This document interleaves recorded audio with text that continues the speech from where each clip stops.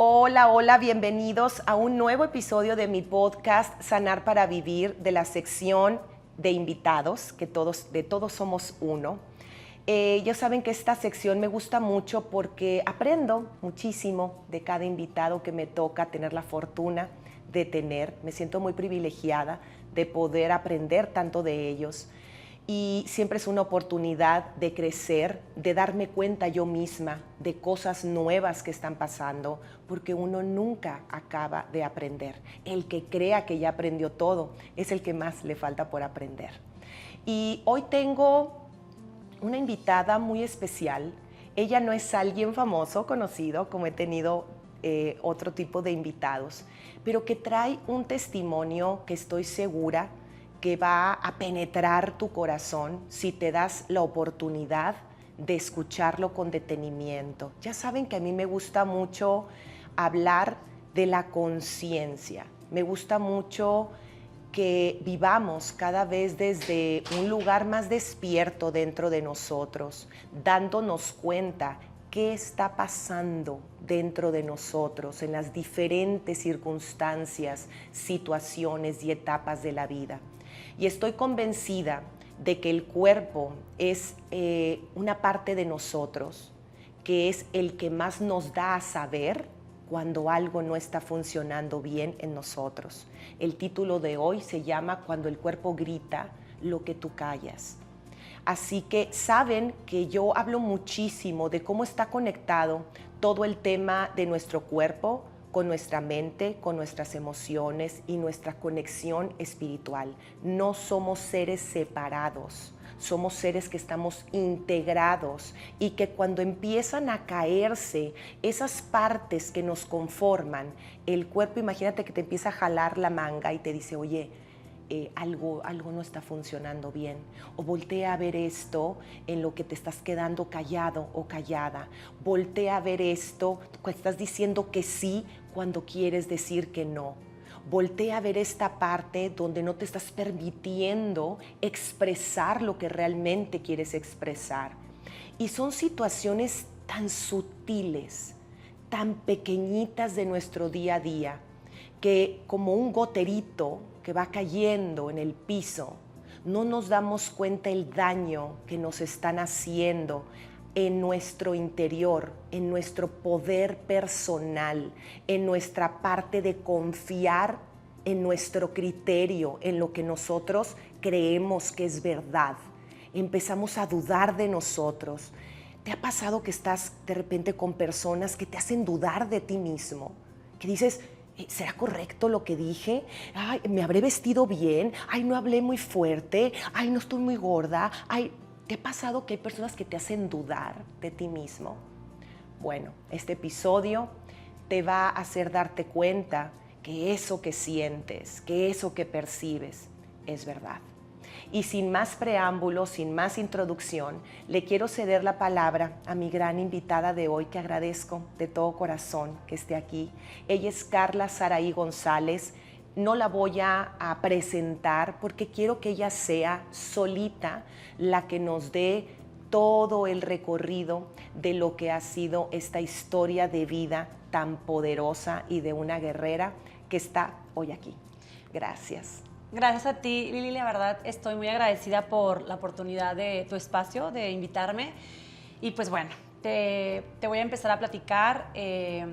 Todo inició en el momento en el que me di cuenta que algo ya estaba muy fuera de mí, ya se me había salido de las manos, ya cuando no tienes el control de ti, cuando ya no sabes qué va a pasar con tu vida.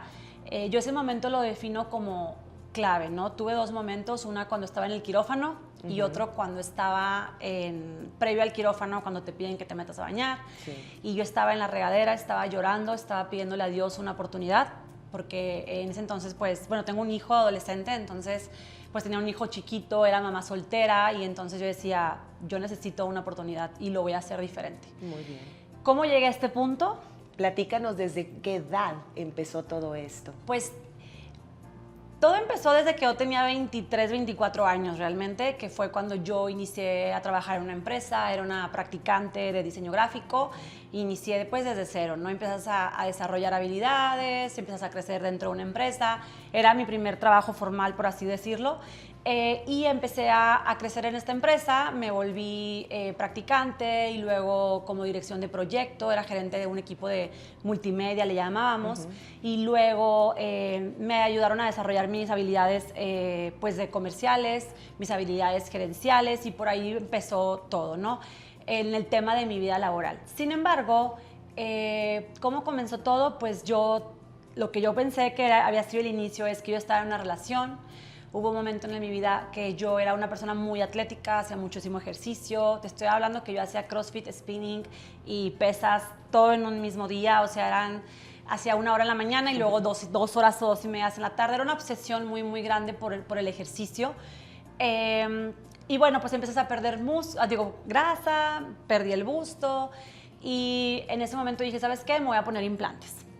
Decidí ponerme implantes porque aparte de perder como la grasa, yo empecé a ver que también estaba empezando como que a perder músculo. Entonces yo decía, pues si me pongo implantes, a lo mejor le voy a dar como más proporción al cuerpo y no se va a notar que el bracito me está creciendo, o no se va a notar a lo mejor cuando estoy más inflamada de la pancita y así, ¿no? Entonces yo me pongo implantes y a partir de ahí se detona todo lo que yo creí en ese momento que eran los implantes, ¿no? Entonces, te voy a detener tantitito en esto. Cuando me dices que tú eras muy atlética, que tú hacías mucho ejercicio y que empezaste a perder grasa, pero esta parte que veías de tu cuerpo, ¿estabas como muy clavada en el físico? ¿Tú siempre fuiste clavada en el físico o a raíz de esta relación en la que estabas, te empezaste a clavar en el físico? Es una buena pregunta.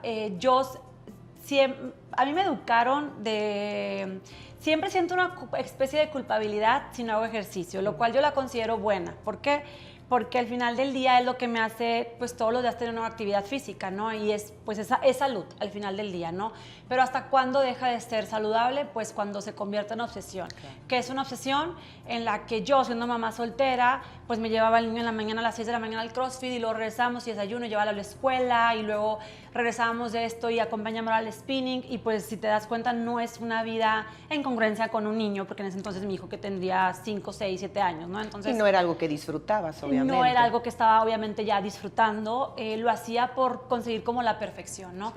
¿Por qué? Porque en ese entonces la relación que yo tenía, pues siempre había comentarios como de que, ay, ¿sabes qué? Ya te estás poniendo muy llenita, estás comiendo de más, o ya te estás poniendo muy flaca, que, o sea, si te agarro siento tus huesos y eso no me gusta, o sea, eran comentarios de mi físico que en ese momento yo no les estaba poniendo peso a que me los hicieran. Obviamente hoy comprendo que nadie tiene el derecho de opinar de tu cuerpo y me encantan las nuevas generaciones que ahora es como el body shaming y el no opinar de los demás, o sea, se me hace muy, muy, muy saludable. Y bueno, pues yo empecé con esta relación, me puse los implantes y sí, como bueno, terminando lo que me preguntaste, pues sí, haz de cuenta que me detonó algo que yo ya traía, pero pues al 1000, ¿no? O sea, sí, entonces yo traía esta culpabilidad por el ejercicio, pues ahora todo mi tiempo libre se lo dedicaba a ser mejor y ser más perfecta, ¿no? Por lo cual me puse los implantes. Después de los implantes, mi salud se empezó a deteriorar. Empecé a tener muchas infecciones vaginales, infecciones de garganta, o sea, yo me la pasaba con antibiótico muy seguido.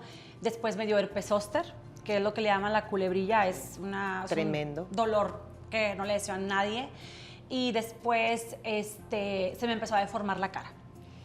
Yo no sabía lo que me estaba pasando. Hace cuenta que yo tengo fotos de que a las 3 de la tarde tenía una cara y a las 4 de la tarde tenía otra.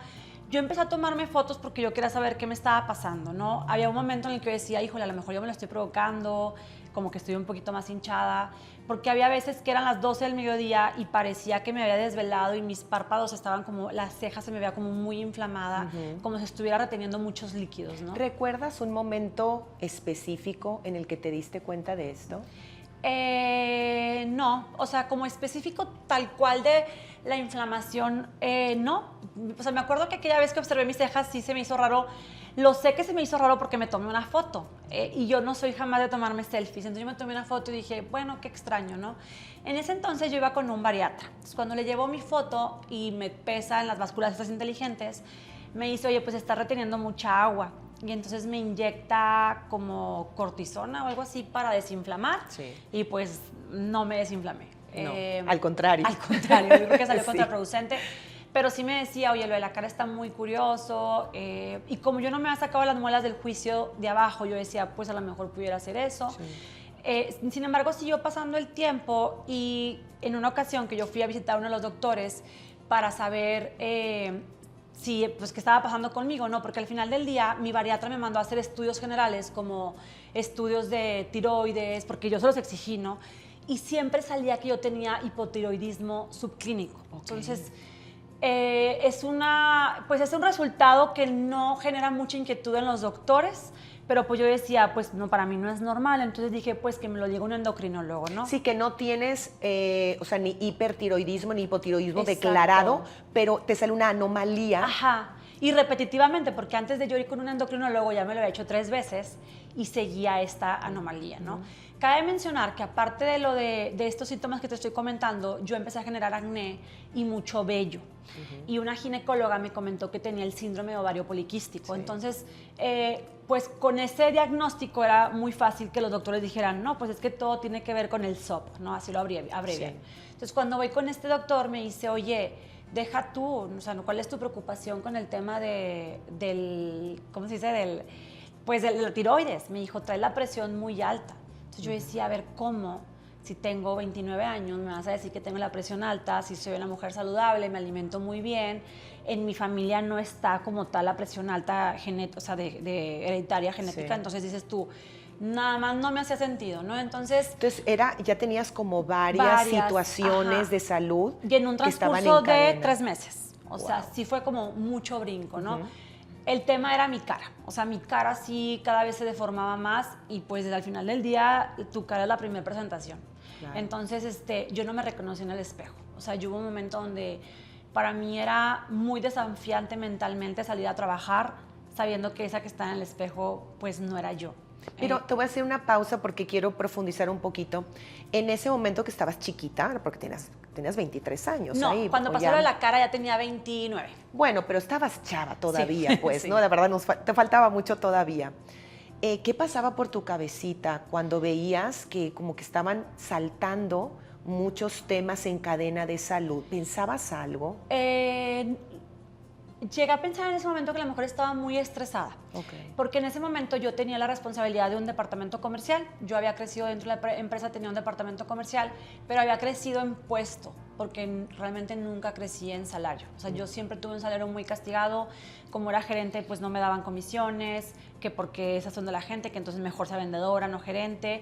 Pero pues yo no podía perder mi tema del sueldo base, que aunque no era mucho, pues tenía que pagar el colegio de mi hijo, mi seguro de gastos médicos, y pues era mamá soltera y vivía yo sola con mi hijo, ¿no? Entonces, sobre todo los comentarios son los que más me resonaban, ¿no? Porque mi familia no podía entender cómo era tan comprometida en el trabajo y tan dedicada y cómo me estresaba tanto y económicamente no se me veía. Claro. ¿Verdad? Entonces, como no se me... O sea, no era coherente. No era coherente, porque al final del día, si tú le echas un chorro de ganas al trabajo y te va bien económicamente, pues es un yin-yang, ¿no? Al final del día disfrutas de lo que estás trabajando y en mi caso, pues no existía el disfrute, siempre existía como la recompensa en el futuro, porque me hicieron creer que era socia. Entonces me decían, el día de mañana, pues estás dejando un patrimonio para tu hijo. Y yo, bueno, pues como dicen, no, sufro ahorita por la recompensa del mañana. Y es a lo que yo me aferraba. Entonces, sin embargo, me daba cuenta que pues nunca había utilidades, siempre estábamos en pérdida. Por más que vendiera, siempre estábamos en pérdida y a mí nada más, yo no entendía, ¿no? Como contexto en ese momento, mi socio, que bueno, aparentemente era mi socio, era mi pareja. Entonces también era muy difícil. Chin. Sí, grave error.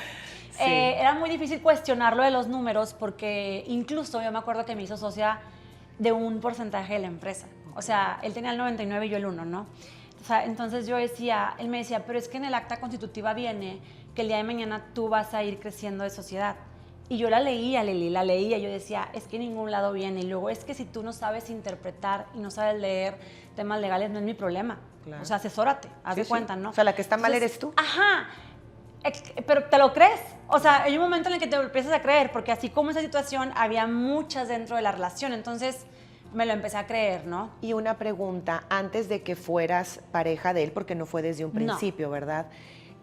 ¿tú en algún punto pensaste buscar otro trabajo o qué te hacía quedarte ahí?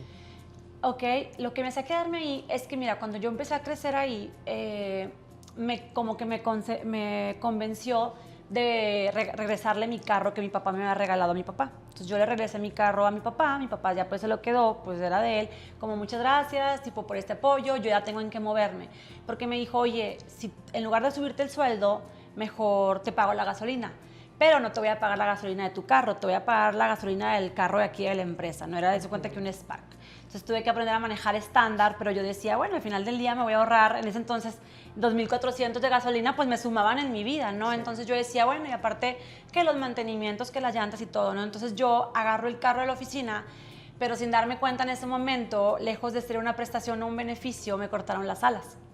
Porque como era mi pareja también, pues al convencerme de entregar mi carro a mi papá, pues él se iba a dar cuenta si no había entregado el carro y no había sido buena hija con él y agradecida, ¿no? Entonces, pues yo le entrego el carro a mi papá sin saber lo que había un trasfondo, me dijo, ay, pues con ganas, yo lo vendo y ya, pues gracias, mijita, échale ya ganas, ¿no?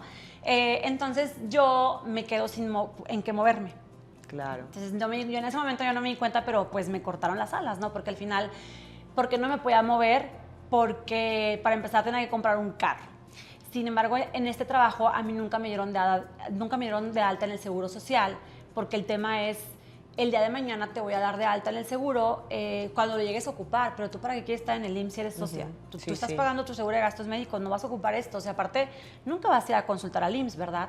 Y yo me daba cuenta que cuando un empleado se enfermaba de una simple gripa y quería ir a consultarse, no sé, a Benavides, le decía, no, si tú tienes seguro del IMSS, tienes que ir a consultarte al IMSS y traerme el comprobante del IMSS y que te están pidiendo días de reposo para que yo te pague los días. Entonces, pues la gente sufría yendo al IMSS por una simple gripa, porque pues como no es algo urgente, te tardan muchísimo en atenderte. Y pues yo decía, y como a mí no me daban de alta en el IMSS, pues eso sí fue un tema. Entonces pues yo no tenía cómo sacar un préstamo porque yo no existía para el mundo laboral. O sea, entonces yo no tenía una tarjeta de crédito, porque como entré a los 23 años, tienes que comprobar tus ingresos para que el banco te dé una tarjeta. Entonces no tenía tarjeta de crédito, no tenía historial crediticio y pues no había forma alguna que yo consiguiera en ese entonces un carro. A ver, Carla, y aquí entre nos, ¿qué tanto te dabas cuenta de esos focos rojos? Porque ya me estás contando varias situaciones, claro, ¿no? Mira, fíjate que estaba enamorada. Evidentemente tienes que estar enamorada para poder ceder a muchas cosas. Sí. Hoy me doy cuenta que la voz interior que tenía era muy fuerte porque siempre me hacía ver como, oye, algo está aquí mal. Oye, como que esto no te hizo sentir bien. Oye, pero la apagaba. Y yo creo que eventualmente te acostumbras tanto a apagarla que cada vez se vuelve la voz más débil. Claro. Entonces, pues ya para cuando yo llegué al momento donde la cara se me deformaba, pues mi voz interior evidentemente ya estaba muy débil, ¿no? Sí. O sea, ya había sido ya la habías enmudecido casi. Y a mí me decían, ¿y es que por qué sigues ahí? A ver, obviamente tienen que existir momentos muy buenos para soportar los malos, ¿verdad? Pues así es la violencia en una relación. Por supuesto. Pues no puedes estar ahí, o sea, de entrada no te enamoran a la mala, ¿verdad? Te enamoran a la buena, ¿no? Entonces, existían momentos buenos porque son a los que tú te aferras y les pones peso esperando que algún día regresen, ¿no? Entonces, pues ya continuando con el tema de la historia, en ese entonces pues yo me estaba deformando, incluso mi novio me decía de que, oye, sí, está muy raro, hay que seguir buscando respuestas. Y yo pues seguía buscando doctores, ¿no? Como un poquito de contexto, yo hice 3 años de medicina. Estuve 3 años en medicina, entonces no terminé la carrera, después me cambié a diseño gráfico, pero de algo me ha servido medicina, pues al menos sabía investigar en las fuentes correctas. Tenías bases. Tenía muchas bases. Entonces, dentro de todos los doctores que yo llegué a visitar, una doctora me llegó a decir como, oye, creo que tienes síndrome de Cushing. Me lo dijo tan segura y yo ya lo había leído. Para cuando yo llegué con ella, yo ya sabía lo que era el síndrome de Cushing. Entonces, yo creo que puse una cara de, no me digas esto. Entonces me dijo, sí, seguramente tienes un tumor en la hipófisis, por eso está saliendo esto del hipotiroidismo subclínico, por eso no sé qué. Te voy a dar un pase con un endocrinólogo, porque ella era internista de mi seguro de gastos médicos. Y pues salí ahí en estado de shock, ¿no? De que, oye, a lo mejor tengo un tumor en la hipófisis del cerebro. Pero de alguna forma como que también me hace sentir tranquila de, bueno, si ya voy encontrando un resultado, pues eventualmente voy a estar bien. Claro, ¿no? ya tengo un diagnóstico, Tengo un sobre diagnóstico. todo, aunque no me guste, ¿no? Exacto. ¿Qué pasó? Que esta doctora me manda con mi endocrinólogo, ahora ya estaba consultando yo con los desde mi seguro de gastos médicos, y llego con él y me dice, claro que no tienes Cushing. O sea, no tienes, para nada tienes Cushing, me manda a hacer los estudios como nada más como te los voy a hacer para que veas que no. ¿Pero él se basaba en tus síntomas? No, ¿o en él qué se basaba porque yo llegué y dije, me dijo que tengo esto, hazme estos estudios, ¿no? Pero en ese momento yo tampoco tenía conocimiento de cuál era el orden correcto para hacerlos. Y en ese tema de este síndrome, como es una enfermedad muy rara, sí existe un orden que no puedes alterar para hacer los estudios. Okay. Entonces, de entrada, yo ahí estaba tomando pastillas anticonceptivas y no te los puedes hacer tomando pastillas anticonceptivas. Entonces, pues de ahí de entrada estaban malos resultados, ¿no? Supongo que las pastillas las tomabas por el tema del síndrome del ovario poliquístico. Así es, ¿verdad? porque hubo un momento donde yo dije, porque cuando yo llegué con la doctora tenía 3 meses de haber suspendido las pastillas. Entonces yo dije, a lo mejor es una desintoxicación. Nada más que cuando yo llego con la doctora, me dice, oye, pues mejor puedes regresar a las pastillas. O sea, porque es como cuando tienes resistencia a la insulina, te doy metformina y empieza a funcionar, pues es igual, tienes SOP, no quieres tener hijos, pues toma pastillas. Entonces, en ese momento yo dije, pues sí, borrón y cuenta nueva, voy a volver a estar bien, mi cara a lo mejor ya no se va a deformar, pero pues no, evidentemente ese no era el tema. O sea, la cara se siguió deformando. Este doctor me manda a hacer los estudios. A pesar de que me mandó a hacer los estudios incorrectamente, hubo un estudio que salió que se llama ACTH, que salió muy, muy elevado. Es una hormona que secreta la hipófisis. Entonces, salió muy elevado, por ejemplo, salió en 111 cuando el máximo era 40. Y aún así me dijo, no está suficientemente elevado, o sea, no tienes eso. Yo le pedí, por favor, que me hiciera un TAC de las glándulas suprarrenales, porque usualmente también se puede alojar ahí el tumor. Salí limpia. Le pedí una resonancia magnética para ver que no estuviera el tumor en la hipófisis. Salió limpia. Entonces, Carla, alto ahí. ¿Tú tenías seguro de gastos médicos que pagaba sí, todo pues yo esto? lo pagaba. Ok, Sí. porque es muy importante darles contexto a todas las personas, porque no quiero saber cuánto te estabas gastando en médicos y estudios y todo Tenía esto. seguro de gastos médicos, sí tenía que pagar obviamente las citas con los doctores, los estudios pagaba como un copago, no tenía IMSS, entonces todo era por seguro de gastos médicos. Un seguro de gastos médicos que mi papá me pagó toda la vida y que a los 24 me dijo, es tu responsabilidad. Y yo me acuerdo que le dije, no lo voy a pagar, o sea, yo no tengo dinero para esto. Y me dijo, va a ser el peor error de tu vida, o sea, tienes que pagarlo sí o sí, tienes ya mucha antigüedad, y eso me salvó la vida. O sea, si yo no hubiera pagado mi seguro de gastos médicos, no creo pues que no hubieras podido hacer todo esto. No hubiera podido hacer todo esto. Entonces después, esto ya era como en diciembre, a finales del 2019, cuando el doctor me dice que no es síndrome de Cushing, yo dije, ¿sabes qué? Me voy a quitar los implantes. O sea, porque mi hijo una vez me dijo, mami, desde que te pusiste los implantes, nunca volviste a estar bien. Y como que la lógica de los niños es tan básica que dije, pues sí, le quise creer. Entonces me quité los implantes mamarios, aparentemente mejoré, porque en ese momento cuando yo me fui a quitar los implantes, yo estaba tomando medicamento para bajar la presión, porque mientras sean peras o manzanas, yo tenía que tomar medicamento para la presión alta porque ahí estaba ese síntoma. A ver, ¿verdad? entonces en ese momento ya estabas tomando las pastillas anticonceptivas, estabas tomando para bajar la presión. ¿Qué más estabas tomando?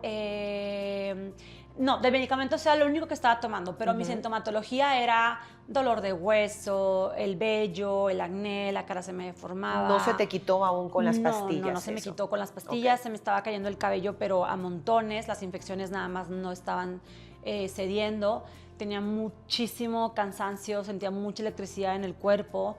Hubo una ocasión incluso que, pues como tenía el carrito estándar, en ese entonces no pude seguir manejando. Tuve que pararme porque me dolía mucho meter el clutch con el pie izquierdo, o sea, me dolía demasiado todo el hueso desde el fémur, o sea, era sorprendente. Wow.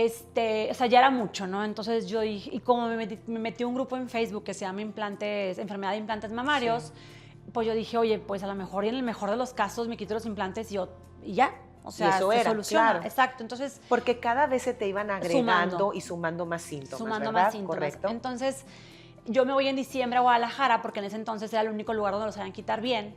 Me quitan los implantes y me dice el doctor, no tienes presión alta. Te hemos estado monitoreando, ya no tienes presión alta. Yo no me estaba tomando el medicamento porque me pidió que en la cirugía no me lo tomara. Y pues salí de ahí y dije, wow, se me quitó la presión. Me la monitoreé por 2 meses más y no tenía presión. Entonces, a partir de a inicios de ese año, que fue el 2020, ya no se me deformaba la cara. Sin embargo, cuando me estresaba, se me inflamaba. No se me deformaba. Entonces te quitas los implantes y tú ves que se te baja la presión, se te regulariza la presión y percibes que tu cara ya no se inflama tanto. Ya no se deforma. Es que cuando te digo que se me deformaba es que un cachete estaba más grande que el otro y luego como que un ojo más grande que otro. O sea, como cuando una persona como le da... una reacción de algo. Sí, es lo que te iba a decir, como una reacción alimentaria. Es que se ponen como muy así, pero todos los días. Y en la mañana más y en la tarde menos y así variaba. Entonces, ya no me dolían los huesos, ya se me quitó el exceso de vello en ese momento, ya no tenía acné. Que no tenía nada que ver con los implantes, porque eso ya te había salido antes. Me salió después de los implantes. O sea, lo del vello y eso todo. también. O sea, yo me puse los implantes y luego me empieza a hacer toda esa sintomatología. Todo lo que pasó fue después de que me puse los implantes. O sea, empieza tu todo sintomatología con los implantes. Ah, eso es un muy buen dato. Ok. Entonces, por eso yo dije, pues me los quito y ya. Porque de ahí viene. De ahí viene. O sea, entonces me los quito y pues te digo, sí mejoré muchísimos síntomas. Sin embargo, después cumplo los 30 años, que fue en marzo, cuando se viene el COVID.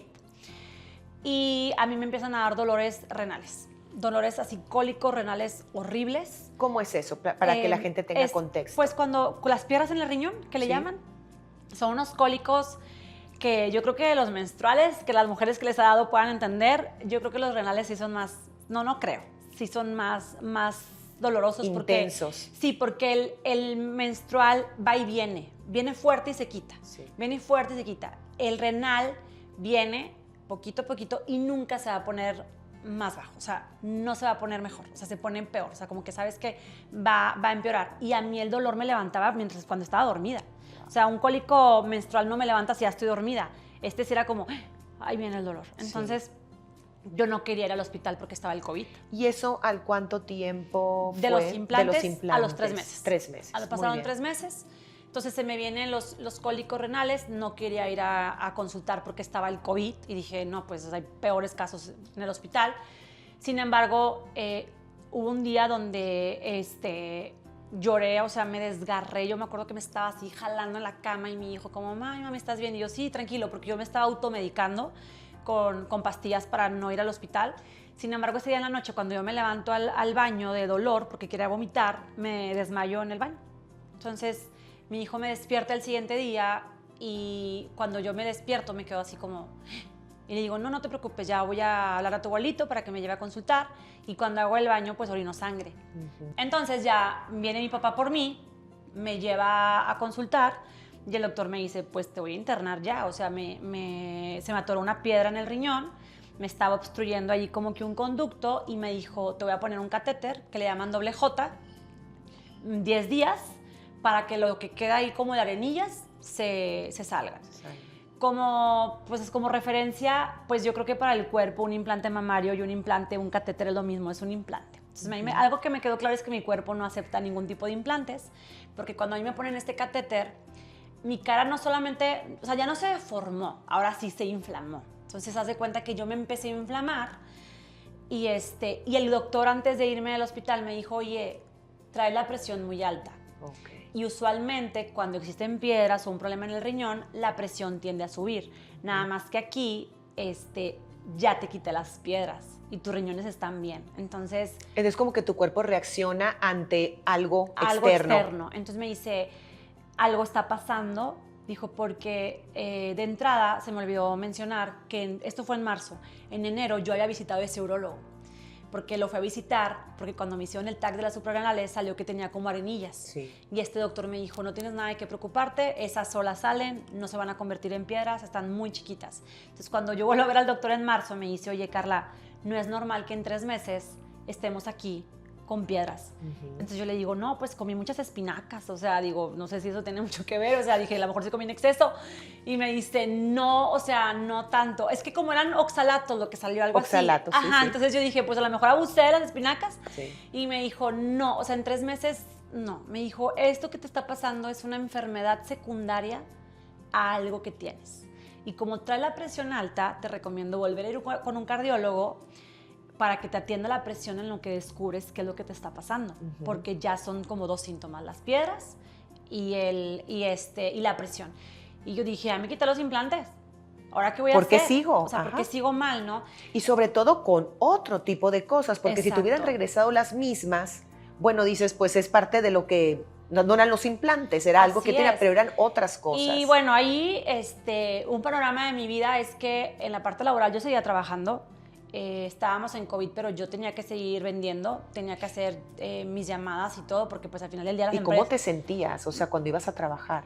Pues es que no iba a trabajar físicamente en ese entonces porque estaba el COVID, trabajaba desde casa, pero por ejemplo yo sabía que si tenía una cita con el médico, yo tenía que cumplir con mi evaluación de desempeño del día, o sea, con mi reporte diario, yo tenía que cumplir con mi métrica, entonces yo tenía que esforzarme, a veces trabajaba hasta las 7 u 8 para contrarrestar que iba a perder 2 horas el siguiente día por ir con el doctor. Entonces, yo tenía que entregar para el viernes mi reporte al 100, sin o sea, se puede mi decir momento de vida. Que tanto tu jefe como tu pareja en aquel entonces, o sea, como pareja no había esa comprensión ante lo que estabas pasando. No, porque él siempre me lo quiso manejar como son 2 temas distintos, ¿no? Entonces era mi jefe y como mi pareja. Y como mi pareja, pues era como, ay, pues sí, qué mala onda que te está pasando eso. Pero como mi pareja, sabiendo mi economía, jamás me ayudó con ni un peso. O sea, jamás me ayudó porque él sabía cuánto ganaba. Incluso cada vez que yo quería pedir un aumento, me pedía como un estado financiero para demostrarle en qué gastaba y por qué ocupaba un aumento. Porque él me decía, es que el tema no es lo que ganas, es en qué lo gastas. Entonces, por más que le demostraba como, es que, o sea, bien lo que gasto es como, no me hace sentido porque yo a mi ex esposa le doy no sé cuánto dinero y con eso la hace. Y yo decía, es que no es cierto. O sea, bueno, a lo mejor sí le das eso, pero a lo mejor ella tiene que resolverlo de otra forma, por otro lado, o sea, claro. A lo mejor ella tiene apoyo, no sé, pero pues yo no. Entonces, yo tenía que seguir trabajando. O sea, todo este tiempo nunca dejé de trabajar pues desde casa, ¿no? Después, ya que me quitan que me ponen el catéter, me empiezo a inflamar mucho y te estoy hablando que en menos de un mes, o sea, yo salí del hospital, cuando me quitan el catéter ya estábamos en abril. Dentro de un mes, para el 15 de mayo, yo ya había subido 20 kilos. ¿Qué? O sea, 20 kilos en un mes. Y yo tenía una dieta de 900 calorías. Ajá. Sí, era un tema inflamatorio el que tenías. O sea. En realidad, no. O sea, cualquier cosa que yo comiera, mi cuerpo la procesaba mal. Porque cuando me empiezan a hacer estudios después, yo salgo con el colesterol elevado. Y yo decía... ¿De dónde? O sea, ¿de dónde agarré el colesterol con esta dieta? ¿No? O sea, entonces... Sí. El doctor me dijo una vez, si yo te hubiera metido en un cuarto con un vaso con hielos y un atún, tú como quiera hubieras subido la misma cantidad de peso. O sea, todo lo estabas almacenando. Era un tema metabólico. Un tema totalmente metabólico. Entonces, ahí cuando ya me quitan el catéter, pues yo empecé a subir mucho de peso, empecé a buscar más doctores y gracias a las cookies del celular, un día me salió en Facebook de que el doctor Miguel Hinojosa Amaya, neuroendocrinólogo. Entonces lo busqué y le dije, oye, necesito que me recibas. O sea, necesito que me recibas y me digas que tengo Cushing. Porque él venía en el Facebook. O sea, ¿tú seguías con la idea? Yo seguía con la idea de que era Cushing porque en ese momento, por la subida de peso, yo ya tenía algo que le llamaban como joroba de búfalo y yo tenía... Pues no tenía cuello, o sea, era como que la papada, yo ya no tenía estos huesitos que se notan aquí, como que ya tenía toda la sintomatología de Cushing y yo decía, si este doctor me dice que no es Cushing, pues entonces no es, porque él decía en su Facebook, especialista en síndrome de Cushing. Entonces dije, wow, él es el mero mero. Aparte yo traía esta cosquillita que el otro doctor nunca reprodujo mi CD de la resonancia. Él leyó la interpretación y dijo, no hay nada. Y yo, pero no la tienes que checar tú. Y luego, pues no hay nada. Entonces, cuando yo veo a este doctor, pues le llevo mi CD, ¿no? De que aquí está, le llevé una presentación, o sea, así una carpeta con todos mis estudios, mis archivos, mis fotos. Y yo llego y le digo, mira, así estaba yo. O sea, hay unas fotos mías en el cerro de que así estaba yo. Mira cómo era. Ajá, le dije, yo no soy esta. Sí. Entonces, él me vio y me dijo, tienes síndrome de Cushing. O sea, te creo, vamos a encontrar el tumor. Entonces, mete mi CD y me dice... no tienes un tumor en la hipófisis. Me dijo, pero estoy seguro que es síndrome de Cushing. Aquí el tema es que si es una enfermedad rara, es todavía el 10% de todos los que tienen esa enfermedad, que son muy pocos, lo tienen en otra parte del cuerpo que no sea la hipófisis o las glándulas suprarrenales. Entonces me dice, o sea, todavía es más raro, pues. Ajá, es más raro. Entonces, Mientras tanto me dijo, te voy a mandar a hacer una radiografía de tórax porque yo le platiqué que es algo muy importante. Uno de los primeros síntomas que tuve fue sudores nocturnos. Yo tenía sudores nocturnos desde 3 años antes de que yo fuera a consultar. Y vaya que no era menopausia, porque no tenías no, edad, no, ¿no? No menopausia, pero como que el doctor, mi bariatra, me decía, es que como haces mucho ejercicio en la noche, a veces cuando ya te bañas y te relajas, tu cuerpo pues expira. Y yo decía, pues puede sonar convincente. Y luego después me decía, no, pues a veces la temperatura del clima, pues Monterrey con el clima y los bochornos, y así dices tú, Sí, tratando de bueno. encontrarle... Ajá, nada más que ya para ese entonces mi sudor nocturno era que yo me despertaba con frío y mi cama estaba empapada. Yo tenía que cambiar mi sobrecama porque ya estaba empapada. Entonces yo llevaba fotos de mi ropa así donde la colgaba en la noche de que así estaba empapado, ¿no? Entonces me mandó a hacer una radiografía simple, me dijo, porque a lo mejor pudieras tener tuberculosis. Es raro, pero hay casos, mientras vemos qué onda con tu síndrome de Cushing. O sea, él lo vio como 2 temas separados. Te voy a volver a interrumpir tantito porque a mí me gusta mucho como indagar. Ajá. En ese momento que pues, no tenías todavía un diagnóstico claro, que te estaban pasando más y más y más cosas, que estabas como que fuera de control de tu propio cuerpo. ¿Qué pensabas de eso? O sea, ¿cómo era tu relación contigo misma a nivel... Porque más adelante vamos a ir a la otra parte. Sí. Pero a nivel físico, al estar viendo que tu cuerpo está teniendo como tantas reacciones que pareciera que no las puedes controlar, ¿cómo lo vives eso? O sea, decías, ¿ahora con qué me va a salir? Sí, no, me sentía muy sola. O sea, yo sentía que nadie me comprendía. Mi mamá es psicóloga, entonces al principio ella en sus ganas de ser positiva me decía, ay, mijita, es que piensa positivamente, vete en el espejo y dite que estás bonita. Entonces yo ponía en el espejo post-it, ¿no? De que, oye, estás hermosa, ¿no? Entonces yo me los decía y como mantra, y nada más, no, yo seguía igual de enferma, yo intentando hacer yoga y diciendo amo mi cuerpo y tratando de hacer mindfulness, pero sí había un momento en el que decía, es que esto está fuera de mí, o sea, esto está fuera de mí. ¿Tenías miedo? Sí tenía mucho miedo, o sea, sí tenía mucho miedo. Hubo un momento en el que yo me acuerdo que estaba lavando los trastes y le dije a Dios, si es cáncer, está bien. O sea, ayúdame, o sea, yo lo voy a enfrentar, lo que sea lo voy a enfrentar porque tengo un hijo y no me voy a dejar vencer, pero dime qué es. O sea, necesito un diagnóstico. Porque yo ya no puedo estar luchando con la incertidumbre, porque ahí ya habían pasado como 9 meses de yo estar luchando con el diagnóstico y ya estaba desesperada. Carla, es bien importante esta parte, porque yo que veo a muchísimos pacientes que caen en ese tipo de desesperación por no tener un diagnóstico. Sí. Y como dices tú, yo creo que es preferible que te den un mal diagnóstico, pero ya saber y tener realidad de lo que te está pasando, ¿correcto? Así es. Sí, era muy frustrante, era muy frustrante. Ay, sin embargo, dentro de mí también estaba la esperanza y decía, lo voy a encontrar, lo voy a encontrar. ¿Sabes? Quería encontrarlo. ¿Sabes que yo desde niña decía que algún día iba a ser conferencista? Entonces yo me reía yo conmigo misma diciéndole a Dios como, si me querías dar un tema de qué hablar, como que ya se te pasó la mano, o sea, ya tengo mucho repertorio. Ya, o sea, o invento algo. Pero yo decía, ya no quiero, o sea, ya no quiero, ya por favor dime qué es lo que me está pasando, ¿no? Entonces, y fíjate que después cuando uno hace tanta introspectiva dices, ¿y cómo estaba mi hijo en ese entonces al ver a su mamá deformándose, ¿no? O sea, como que trataba yo no de pensar lo que mi hijo pensaba porque si no, pues me iba a hundir más en mis pensamientos, ¿no? ¿Cómo era tu relación con él cuando tú estabas en ese punto tan malo en ti?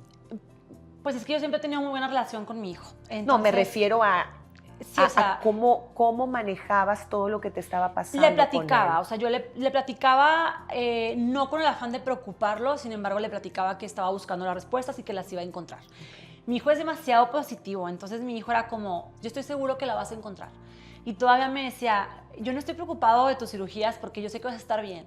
Me lo decía con tanta seguridad que le creía. Qué bonito. Entonces, qué sí, bonito. Él era como, pero lo vas a encontrar, mami, yo sé que lo vas a lograr. O sea, como estaba muy convencido que esas palabras sí me retumbaban como, sí, lo vamos a lograr, somos un gran equipo. Era como una reafirmación, Era una reafirmación, de lo que yo quería decirme a mí misma, sí. ¿no? Pero sí era muy difícil porque yo creo que no hay nada como no reconocerte en el espejo y como que ver tus ojos, porque yo siempre he tenido la costumbre desde niña ver mis ojos, o sea, como mis lunares que tengo dentro de los ojos, como que... Es algo que te identifica mucho contigo. Es algo como mi alma, ¿no? O sea, como cuando lloro, cuando estoy contenta, como veo mis ojos, como brillan, ¿no? Y ahí yo decía, como no nos estamos reconociendo, o sea, como me reconoce a mis ojos, pero el resto de mi cuerpo no lo reconocía.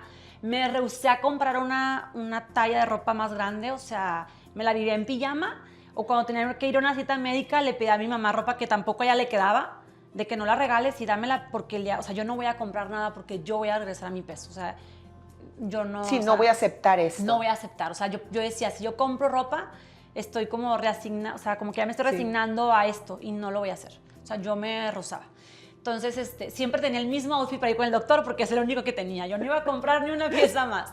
Entonces, ya cuando encuentro a este doctor que me manda a hacer la radiografía, ahí sale un nódulo así de pulmón. Obviamente yo en ese entonces la verdad ya no entendía lo que me estaba pasando. Como que cuando yo conseguí a este doctor, cuando lo encontré, yo por primera vez descansé y dije, este doctor sabe más que yo, ya no voy a investigar y me voy a dejar guiar como un paciente normal. O sea, él te dio esa paz Me dio esa para paz. confiar en él. Me dio esa paz. Esa paz Cosa que tanto no te lo habían necesitaba. dado los anteriores. Y te estoy hablando que han sido como 10 o 12 doctores. Yo sé. Entonces sí, él me dio esa paz. Y cuando llego yo y le digo, oye, pues salió esto, y me dijo, probablemente ese es el tumor que íbamos a buscar. Me dice, ¿no tienes tuberculosis? Me dice, seguramente ese es el tumor. Entonces me manda a hacer el siguiente paso, es hacer un TAC y vuelve a salir ahí el tumor. Y el tercer paso era hacer un estudio que se llama PET, que es para medir tumores neuroendocrinos, que ya era como algo más especializado. Y cuando me lo hacen, el doctor que me atendió ahí en el OCA me dice, felicidades. Me dijo, por fin le vas a poder callar la boca a todos los doctores que no te creyeron. Dice, si tienes tumores neuroendocrinos. Me dijo, no tienes uno, pintaron 4. Pues ya ver, ya eso ya lo tienes que checar con tu doctor. Yo estaba feliz, Lili. O sea, yo salí de ahí sí tengo un tumor. Lo o sea, puedo como, creer. Sí, sí, ajá, sí. O sea, algo tan feliz. increíble que pudieras estar celebrando. Claro, porque todo lo que yo leí es que en el Cushing todo era benigno.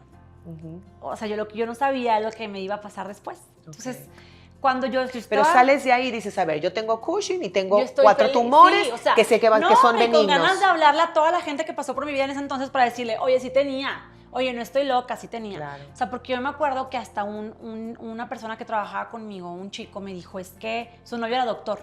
Yo siempre le decía, oye, pregúntale a tu novio esto. Y entonces me dijo, oye, no es broma, pero mi novio me dijo que estás loca. O sea, como que la mejor estás hipocondriaca. Sí, sí, sí. Y yo me acuerdo que la mejor me lo dijo en broma, pero yo sí me quedé como, pues, no estoy loca. O sea, todo lo que me dolía y todo lo que les decía que me dolía, o sea, sí había algo, no me lo estaba inventando. Pero llegó un punto en el que creíste que sí te lo podías estar causando tú. Cuando me hacía los mantras en el espejo, sí, de verdad, no, creo que no me lo compré nunca, me lo quería creer y me lo decía. Yo decía, pues si lo finges algún día, pues se hace realidad, ¿no? O sea, lo mejor No, me refiero a que lo mejor podías haber pensado que sí estabas un poco hipocondríaca. Nunca cruzó por ti decir, a lo mejor y no tengo nada en verdad y me estoy creando estas enfermedades. Fíjate que no, porque me daba mucho miedo pensar que no tuviera algo. Okay. Me daba mucho miedo pensar que no fuera nada, porque entonces ¿quién me iba a explicar lo de mi cara? Claro. O sea, como que yo decía, híjole, de verdad, no creo que tenga el poder para cambiar mi físico de esta forma. O sea, me voy a meter en un problema mayor si no tengo Si no nada. tengo Pues nada. por favor necesito tener algo para saber cómo abordarlo. Sí, porque si no, ¿a qué me estoy Entiendo. enfrentando? O sea, entonces, cuando ya me dan a mí mi resultado, me dice el doctor de que, bueno, ahora hay que quitarlo.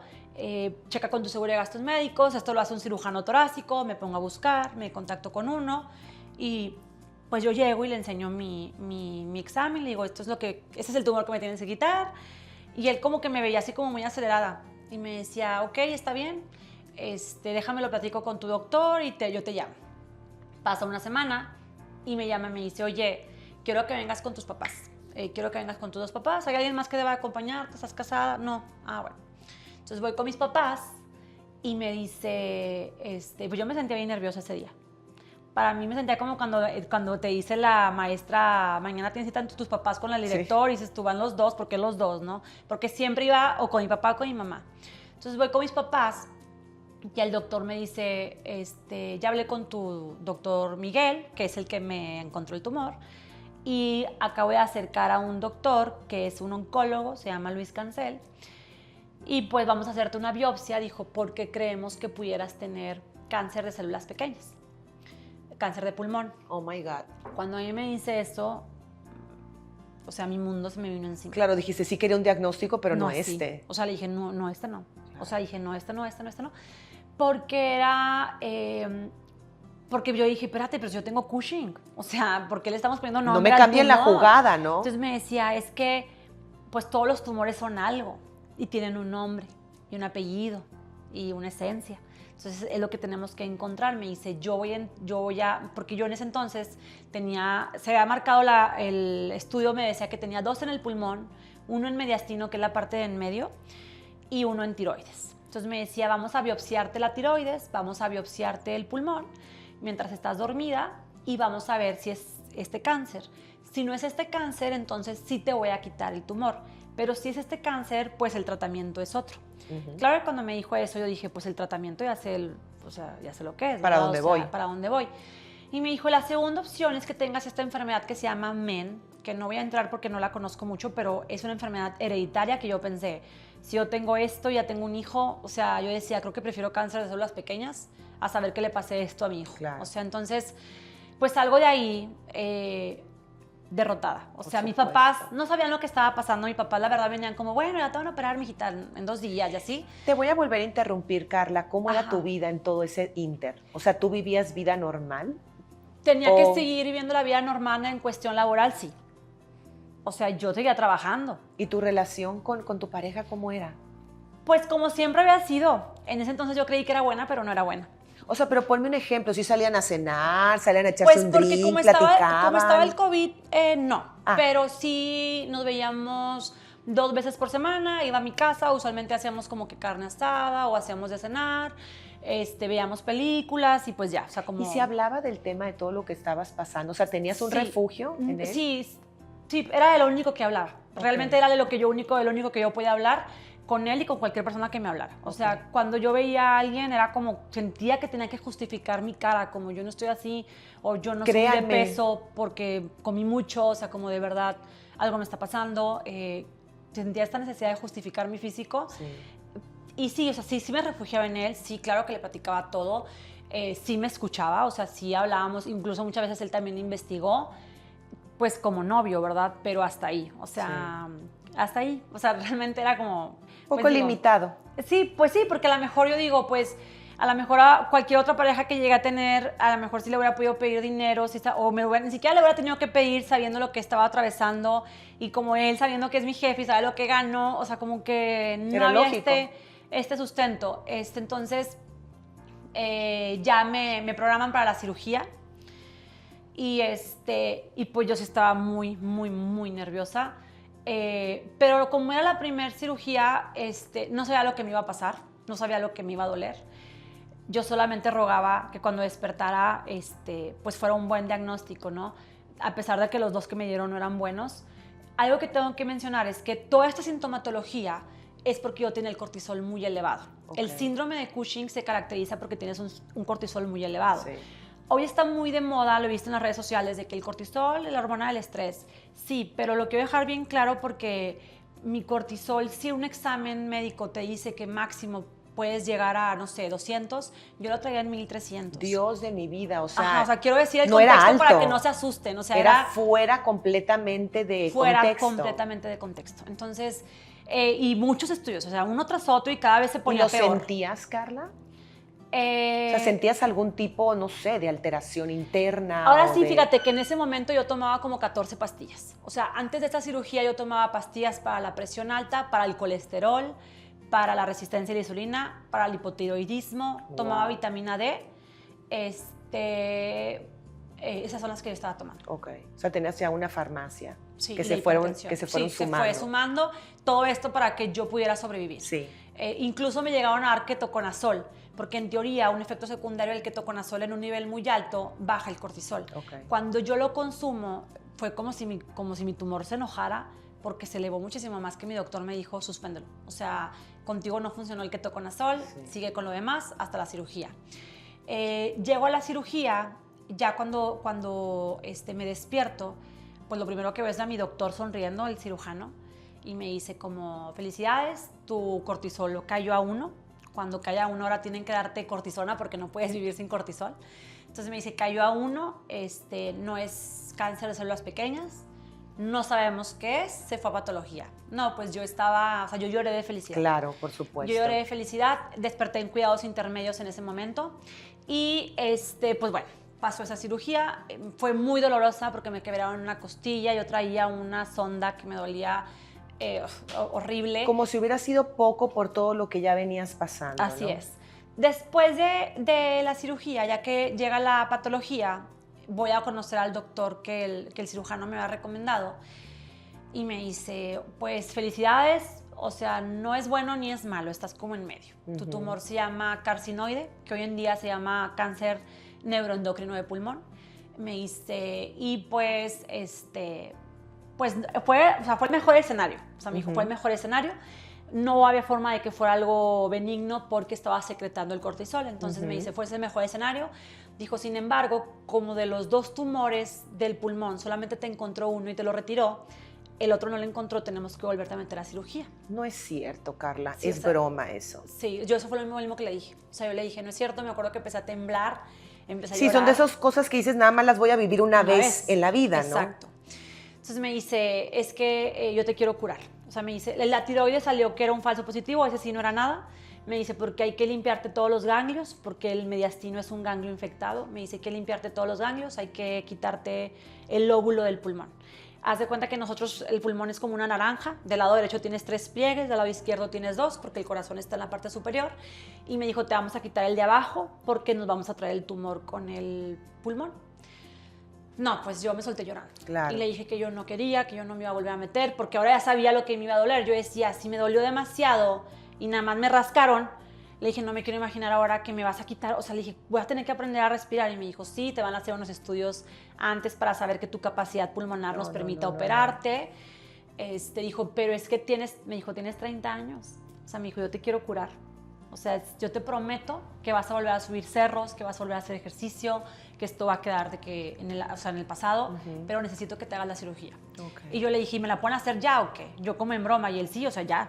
Y yo, no, a ver, espérame, o sea, todavía no me recuperaba de una, ¿no? Entonces, salgo de ahí, no, pues destrozada, o sea, yo lloré todo el día, yo no podía creer que iba a volver a entrar a cirugía. Y más porque ya sabía los riesgos que conllevaba una cirugía de pulmón. Entonces, yo dije, oye, pues si Dios me dio una oportunidad, no sé si me dé 2, ¿verdad? Entonces, ya que pasó como la depresión, ya asimilé. Como el shock. El shock, dije, me voy a preparar para esto. Entonces, empecé a prepararme comidas, a congelar todo para que mi mamá solamente me las preparara.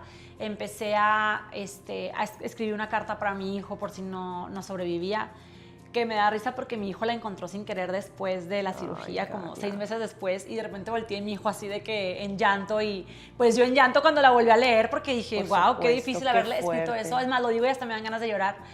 Y sabes que algo importante que quiero mencionar es que una herramienta que a mí me ayudó es que yo me escribí una carta a mí misma, que se llamaba Para la Carla del futuro. En esta carta yo me decía el hombre que yo merecía en mi vida.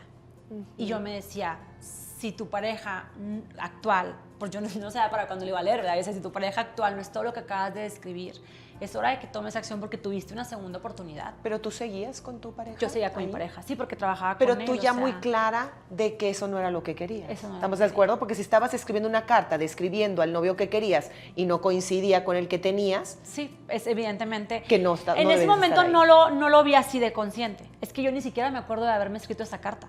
O sea, yo la encontré tiempo después. O sea, yo no me acuerdo de haberme escrito esa carta. O sea, lo hice en un momento de inconsciencia. Es lo que te iba a decir. ¿Sientes que gran parte del proceso lo viviste muy inconsciente? Lo viví en una tercera persona. O sea, yo me acuerdo que este estado de shock que dicen que te despersonalizas. Sí. Yo me acuerdo que cuando estaba con mis papás y el doctor diciéndome de estas enfermedades, yo me acuerdo que yo me veía en tercera persona. Entonces, ya después de eso...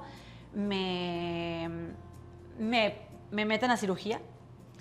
Me meten a cirugía y yo ahí le prometí a Dios que de verdad iba a hacer un cambio en todos los aspectos de mi vida para que ya no me volviera a enfermar. O sea, le dije, sí soy responsable de lo que pasó.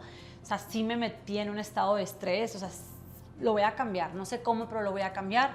Por favor, dame otra oportunidad. ni siquiera lo hagas por mí, hazlo por César. O sea, le decía, hazlo por mi hijo porque él se merece una mamá. Y cuando decías eso, ¿te referías únicamente al estrés? Sí, sí era el estrés, pero en todos los ámbitos de mi vida. O sea, yo estaba estresada en el trabajo, en mi relación, y yo empecé a tener claro que era por la pareja que tenía en ese momento. Entonces, O sea, te diste cuenta que no solo era el estrés laboral o de lo No. que te exigías, sino que estabas en un estado constante de estrés. de estrés por muchas situaciones. Así es. Entonces ahí me hacen la cirugía, me quitan el óvulo del pulmón, sobreviví. Entonces, Evidentemente, gracias a sobreviví, Dios. gracias a Dios. Y aprendí a respirar, pasó todo este proceso. O sea, sí Obviamente, te quitaron una me parte. quitaron el óvulo del pulmón. Tengo una cicatriz que va de la mitad de la boobie hasta la mitad de la espalda. Es mi marca de la guerra. Sí. Y ya que salgo del hospital, digo, pues obviamente en cuidados intensivos, intermedios y todo lo que conlleva ¿Fue a una igual de cirugía dolorosa mayor. que la primera o fue peor? Fue peor. Ok. Porque cuando yo me desperté pedía que me volvieran a dormir. Era un dolor que yo no soportaba. O sea, me volvieron a dormir. Y bueno, lo sobrellevé, salí del hospital. Y ahí fue cuando yo dije, ya necesito hacer un cambio. Ya yo estaba en esta relación laboral y amorosa, decidí ir a terapia. Volví a terapia con otra psicóloga nueva. Cuando yo voy con esa psicóloga, es cuando yo le empiezo a decir, le platico mi relación y todo, y me dice, mira, estás en una relación de violencia psicológica. Me dice, es un narcisista, y me empieza a detallar todo. Es como si me estuviera, o sea, como si lo estuviera describiendo sin los detalles que yo di, ¿verdad? Entonces, cuando me empezó a platicar de esta persona, yo me acuerdo que yo le decía a él, oye, es que la psicóloga me dijo que eras un narcisista, y me decía, sí, sí lo soy. Y todavía encontramos un cuestionario de 102 preguntas en Google, se lo hice, salió 100 de 102 que sí era. Y él muy orgulloso de Él eso. muy orgulloso. Entonces, cuando yo le platiqué a la psicóloga, obviamente no se lo tomó con gracia y me dijo, es que esos son los más peligrosos, porque ellos saben lo que hacen y lo usan. Sí. Entonces, tuve que hacer un plan de salida para salirme de la relación. Yo tenía que hacer que él me cortara a mí, no yo a él. ¿Qué tan convencida estabas en ese punto? Estaba 100%, 100%. convencida. O sea, yo iba destinada a terminar mi relación con él, a la relación amorosa. Entonces, ¿Ya no sentías ese tipo de codependencia de él? O sea, ¿en verdad era más fuerte el querer salirte de ahí? Era más fuerte y sabía que era codependiente de él. O sea, yo tenía que dejar de serlo. Entonces, tuve que hacer una estrategia y unas herramientas para yo poder salirme. Entonces, yo empecé a entender los estados financieros de la empresa, empecé a entender como el tema del dinero, cómo se estaba yendo. Después, tuve que tener este plan de salida utilizando que era mi novio, pues le pedí dinero prestado para comprarme un carro. Porque le decía, es que como tú me convenciste de nunca estar dada de alta en el IMSS, a mí no hay nadie que me dé crédito. Entonces me dijo, va, búscate como si fuera un banco, yo te cobro intereses y todo, a 4 años. Y entonces mi hermano me vendió su carro, él me da el dinero, yo se lo pago a mi hermano, la factura estaba a nombre de mi hermano, y hicimos un contrato notariado tal cual. O sea, yo te voy a pagar quincenalmente esto y así, tal cual. O sea, eso sí lo hice muy así, porque pues yo sabía hacia dónde iba la relación, ¿no? Me volví novia tóxica, o sea, sabía lo que tenía que hacer para ser novia tóxica, dónde andabas, bla, bla, bla, cuestionar todo. Y él me decía como que ya me estás hartando, pero pues yo sabía que lo estaba logrando. Entonces, O sea, como de película. de película. Entonces, hubo Oye, un me momento, acordé de la película de cómo perder a un un hombre hombre en 10 días, haz de cuenta. Y es que, ¿por qué no me hablaste? Y luego me decía, y él me decía, ¿pero qué te pasa? ¿Por qué me estás marcando tanto? No sé qué. Entonces él me empezó a decir, como que ya no me siento cómodo. Y yo, bueno, ¿y qué pasaría si terminamos? Y como que lo platicábamos. Y yo le decía, pues yo voy a seguir en la empresa, porque yo sabía que eso es algo que él le afectaba, ¿no? Sí. Entonces, pues... O sea, él sí quería que siguieras en la trabajando empresa. ahí. Sí, porque en ese momento yo me hacía cargo de toda la empresa. O sea, yo ya me encargaba de todos los departamentos de la empresa. Entonces, él, pues realmente casi era rara vez la que iba. Entonces, era como, no voy a perder a mi Sí, directora. estaba muy recargado en ti. Sí, ya. Ajá, entonces, un día ya le digo, oye, ¿ya me vas a decir lo que me tienes que decir? Y me dijo, sí. Dijo que yo terminé la relación. Y yo, no, está bien. O sea, amigos como siempre, no pasa nada. Mañana te veo en la oficina. O sea, yo dije, va, lo logré. Yo de verdad creí que iba a seguir en la oficina. Nada más que cuando yo regreso a terapia y le digo, ya lo logré, me dice la psicóloga, ok, ahora el paso 2 es dejar la empresa. Y yo le dije... Que eso obviamente para ti pues era muy, muy fuerte porque representaba Sí. tu estabilidad económica. Exacto, entonces, y empiezas a luchar con todo lo que alguna vez él te dijo, no, nadie te va a pagar lo que ganas aquí, aquí tú tienes muchas prestaciones, lo cual no era cierto. Las prestaciones es que pues podía ir con mis doctores y regresar, o sea, realmente no tenía prestaciones, pues ni seguro tenía. Entonces, cuando yo me salgo de la terapia, o sea, cuando termino esa sesión, yo empiezo a hacer mi currículum y empiezo pues ahora sí que a buscar oportunidades. A ver qué hay afuera. A ver qué hay afuera. Encuentro una oportunidad. A la primera persona que le hablé, me dijo, vente. O sea, yo te pago esto, vente. Y entonces ahí, pues yo dije, ya, voy a terminar mi relación laboral. Pero qué grueso, Carla, que nomás echaste una miradita afuera a lo que había y te diste cuenta que podías encontrar algo igual o mejor. Así es. Pero estabas como en una cápsula, ¿no? Sí. Entre la realidad que él te hacía ver, entre lo que tú no te permitías ver, entre tus inseguridades, todo lo que había, estabas dentro de un mundo, ¿no? Así es. Entonces, cuando yo me salgo de o sea, bueno, antes de que me saliera de la empresa, cuando yo le voy a decir que pues voy a renunciar, yo me compré un vuelo a Europa porque yo decía, si yo ya tengo mi idea de que me voy, ¿verdad? Porque si no, dije, no sé cuánto tiempo más me quiera retener. Cuando yo le renuncio, él me dice, pero a ver, ¿cuánto te ofrecieron? Yo te ofrezco más. Y yo le decía, pero, ahora sí se puede. Ajá, yo le decía, pero tú me dijiste que no había, o sea, que de dónde. Y él no, o sea, lo hacemos posible y no sé qué. Y yo dije, es que la verdad no. Le dije, esto es por salud mental porque eso me lo va a hacer pagarlo con sangre. Le dije, yo ya no tengo. Le dije, yo ya no tengo más salud que darle a la empresa. Le dije, yo ya me voy. Me lloró, cosa que jamás en la vida ni cuando me estaba muriendo sucedió. Yo sabía que era parte del chantaje. Ya había leído mucho de narcisismo como para entender lo que estaba sucediendo. Entonces... Dime en un resumen rapidito para que la gente tenga contexto, ¿qué es un narcisista? Pues es una... Ay, qué pregunta tan... Pues es que como que es tan difícil en el sentido de... Dime 3 características fuertes de un narcisista. La manipulación. La manipulación, ellos siempre van a tener la razón. Siempre te van a hacer como el gaslighting, o sea, te van a hacer creer que tú estás loca. Incluso lo que tú ves en ellos lo quieren reflejar en ti. Y hay un momento en el que yo llegué a pensar, si yo era la narcisista, te van a utilizar. O sea, es 100%, eres un medio para conseguir algo. Y en el momento en el que ya no eres el medio, ya tienen la opción B y la opción C. Y corrígeme si estoy mal, si te dicen... es que nadie te conoce como yo y el día que te conozcan no van a querer estar contigo. Te lo dicen todo el tiempo. ¿Verdad? Y a mí hasta me decía, es que tú no vas a poder ser feliz con alguien que te dé paz porque te vas a aburrir. Porque con él no tenía paz, claramente no tenía paz. O sea, siempre era una montaña rusa. Y me decía, es que tú necesitas esta adrenalina para ser feliz. Y pues ahorita tengo pura paz y la verdad no necesitaba esa adrenalina, para nada necesitaba esa adrenalina. Entonces... Qué historia, Carla, qué historia. Así de es. Verdad. Total, bueno, logras salirme. Ya ahorita pues ya tengo mi propia empresa, gracias a Dios. Wow. Y ya estoy casada y ya... No, es otra vida, es otra vida. Si a mí me hubieras dicho hace 4 años que hoy iba a estar así, yo no te lo hubiera creído. O sea, estaba en una jaula en todos los aspectos de mi vida y no me había dado cuenta. Pero sobre todo una jaula interna, ¿no, Carla? Sí. Esta va a ser una pregunta todavía más difícil de contestar, pero tómate el tiempo para contestarla. ¿Cuáles fueron tus conclusiones de lo que viviste? ¿Qué concluyes? Concluyo que lo que me sucedió físicamente en el tema de la enfermedad fue una consecuencia de todo lo que viví. O sea, realmente, de alguna forma...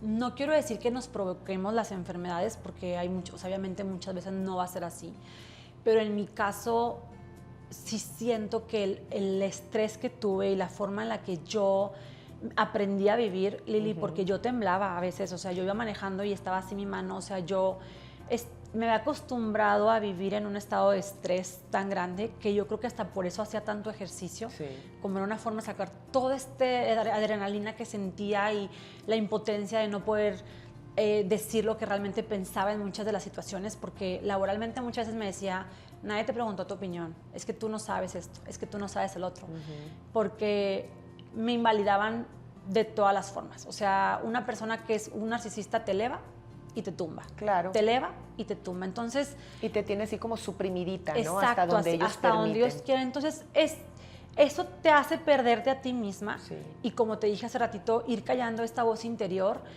que yo creo que ahí fue donde entró la enfermedad. O sea, no... Fue un resultado, no es como le llaman la tormenta perfecta, ¿no? A veces es la alimentación, con lo del medio ambiente, con lo laboral, con lo amoroso, es que eran los pilares más importantes, como le llaman, de la silla, ¿no? Entonces, si todas mis patas estaban mal, evidentemente ya no iba a ser sostenible. Entonces, claro. sí considero que mucho, o sea, bueno, que fue responsabilidad no haberme dado cuenta de lo que estaba viviendo, por lo cual me tocó aprenderlo a la mala, sí. ¿no? Mira, a mí no me gusta tampoco decir que, es que es emocional lo que tienes o es psicológico lo que tienes. No me encanta esa terminología, pero sí creo que la manera en que nos movemos en la vida en cuanto a tu mundo interior, ¿no? Cómo estás percibiendo constantemente la vida, las personas, cómo lo interpretas, cómo te relacionas. Yo hablo mucho de eso. Creo que esos factores sí son los que van haciéndote perderte a ti misma. Así es. El dudar de ti, el perder tu poder, el decir, estaré mal, algo está mal conmigo, no soy suficiente, no soy capaz, nadie me va a querer como él, soy buena pero no tanto como para tener un mejor trabajo. Vas perdiendo tanto la confianza en ti que yo creo que ahí es donde el cuerpo te grita que tiene que haber otra manera de vivir, ¿no? Sí, porque de alguna forma empiezas a somatizar lo que estás viviendo, ¿no? Esta invalidación hacia mi persona y el yo dejar que me invalide, ¿no? Como ser humano, de alguna forma va repercutiendo. Obviamente ya cuando llega la enfermedad, que es lo que me pasó a mí, ¿verdad? O sea, por más que yo quisiera ser positiva en el espejo, ya no iba a funcionar porque ya... No estabas en ese punto ya. No, ya se había vuelto en un tema médico, pero sí yo creo más en el cuidar nuestras emociones de forma preventiva. Sí. De si ya estoy viendo una repetición en que me estoy sintiendo mal, ¿qué estoy haciendo yo para estar en esta situación, sí. verdad? ¿Qué ¿Dónde está el patrón? ¿Dónde está el patrón? ¿Qué tengo que cortar de mi vida, ya sea laboral o personal, amistad, lo que tengas que cortar para que tú encuentres tu paz? De verdad necesitamos estar en paz para prevenir enfermedades. Estás tocando un punto bien importante, porque sí es verdad que se manifiesta una enfermedad. O sea, hoy si tú estás enferma, si tienes algo, claro que es real lo que te está pasando, pero lo que antecede a la enfermedad sí pudo haber sido un estado crónico de estrés, de desvalorización, de muchas cosas que están pasando en tu vida. No quiere decir que a punta de cambiar ese estado interior, en ese momento vas a sanar, contribuye al proceso de sanación, pero es real, que hay una enfermedad, ¿no? Sí. Y que el cuerpo la tiene. Y no lo he mencionado, pero la ansiedad era parte de mi vida. Claro. O sea, yo hasta me decía que era una persona ansiosa y no considero que sea una persona ansiosa hoy en día. Entonces realmente el tema es si estás enfermo, pues ya, o sea, ya lo estás. Claro que ocupas médicos, ¿verdad? Y la actitud te va a ayudar hacia adelante, claro. Sí te va a ayudar. Sí, a veces puede ser muy tarde que ya la actitud ya tampoco va a ser suficiente. No, y hacer un trabajo Así también es. de qué fue lo que te llevó a caer en ese estado, ¿no? Pero lo tienes que hacer obviamente atacando la parte física. Así es. Carla, yo quisiera de todo corazón que personas que están pasando por situaciones similares, ya sea que estás en una relación donde algo te dice en tu vocecita interior, ¿no? Uh-huh. Que no es por ahí, que te está robando tu poder, que no puedes ser tú misma, que no tienes libertad de opinar, de ir, de venir, o que en tu relación laboral no te sientes también escuchado o escuchada, porque esto es para hombres también, oigan, no nomás es para mujeres, a todos los puede pasar. Las personas que estén oyendo y se cachen con diagnósticos equivocados o que están de médico en médico en médico, en fin, todo lo que hemos venido hablando aquí. Si hay una persona que se siente identificada y está en situaciones así, ¿qué le dirías? Que vaya a ayuda profesional.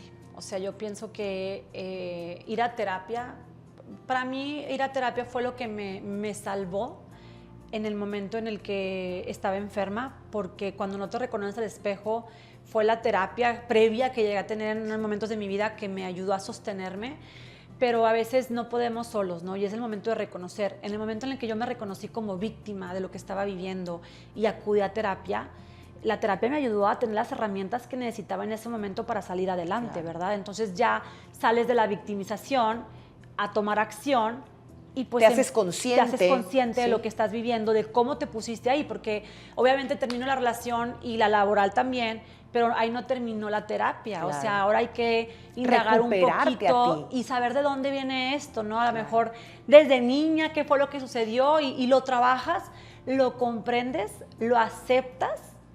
Y entonces ya fluyes con la vida, Por ¿no? O sea, ya supuesto. te conoces, porque desde ahí ya empiezas a conocerte de qué pasó para que yo llegara a estar hoy aquí, ¿verdad? Qué bonito Entonces, lo que estás diciendo y qué valioso, porque yo trabajo mucho por medio de biodescodificación, haciendo un camino al inconsciente y te das cuenta que todas las heridas que venimos cargando de adultos parten de la infancia. Así es. Todas vienen de la infancia porque estábamos tan chiquitos que no podíamos saber qué lo que nos estaba pasando, no lo podíamos interpretar y menos no podíamos defender. Entonces hoy somos adultos sintiendo lo mismo que cuando estábamos niños porque nunca lo sanamos.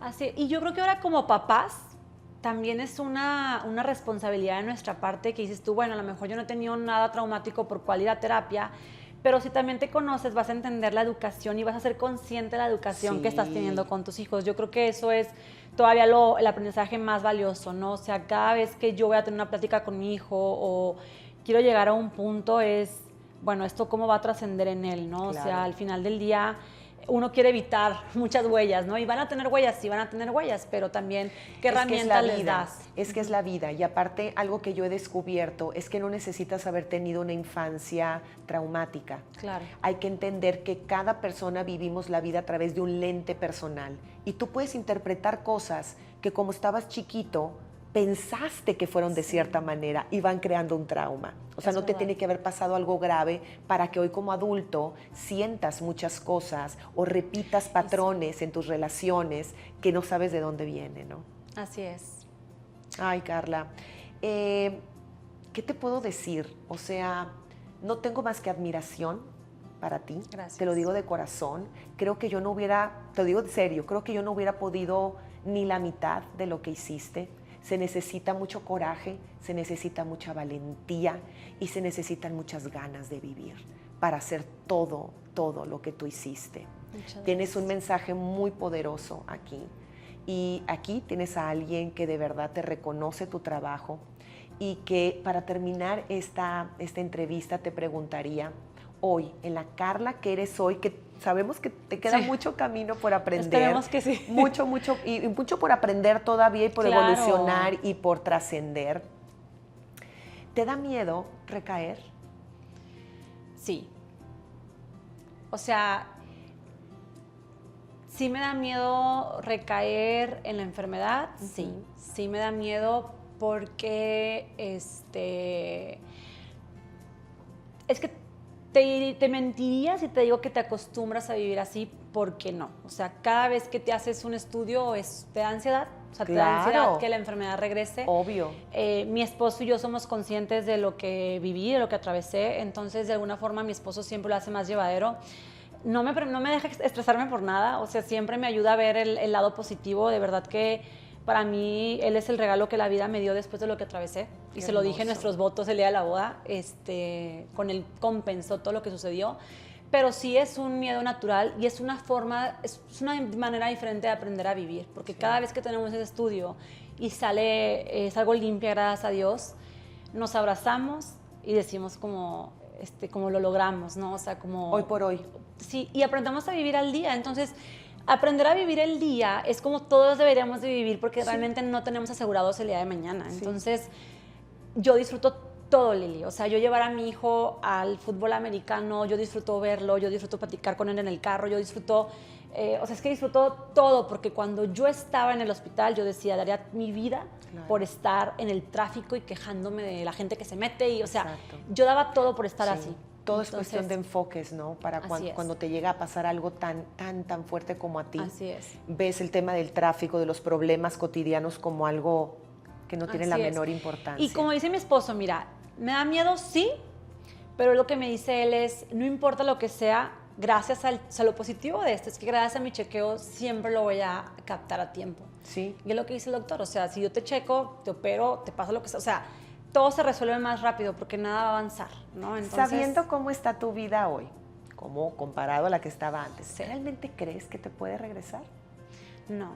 Bien, eso es lo que ¿Sabes? quería No. escuchar. Sí, no, la verdad es que no. Eso era lo que quería escuchar, no. porque uno sabe. Sí. No sabes cómo, pero lo sabes, que eso ya no va a Sí. regresar. Y aquí juntitas lo decretamos, Sí. que esto ya no va a regresar nunca Muchas más. gracias. Gracias, Carla. Qué hermosa entrevista. Gracias. Y te deseo que puedas llegar a mucha gente con esas conferencias que seguramente vas a dar. Algún día lo voy a Así hacer. va a ser. Gracias. Y bueno, pues aquí con la lagrimita en el ojo, muy conmovida, muy emocionada de esta historia de tantas cosas. Espero que esto haya llegado profundamente a tu corazón y que si tú estás viviendo una situación con la cual resonaste en algo, pidas ayuda, que sepas que no estás solo, no estás sola y que siempre en el lugar en el que estás hay algo que se puede hacer. Te mando un abrazo con todo mi cariño y nos vemos a la próxima.